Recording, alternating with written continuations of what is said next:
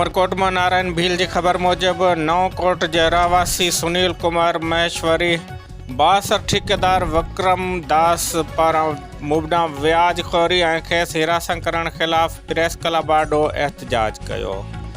सुनील कुमार मूजिब हुन 2 साल अॻु 18 लाख रुपया खया हुआ, जंहिंमां 10 लाख रुपया वापस करे चुको है, पर ठेकेदार अदा कयल रक़म के व्याज करार ॾेई वरी मथस 20 लाख रुपया जो मुतालबो करे रहियो आहे। मुतासिर शहरी चयो त ठेकेदार खेसि धमकाए रहियो आहे, जंहिं करे संदसि जीअण अज़ाब बणिजी वियो आहे। हुन SSP मीरपुर ख़ासि खां मुतालबो कयो त मामले जो नोटिस वठी खेसि इंसाफ़ फ़राहम कयो वञे, ॿी सूरत में हू सख़्त क़दम खणण ते मजबूर थींदो।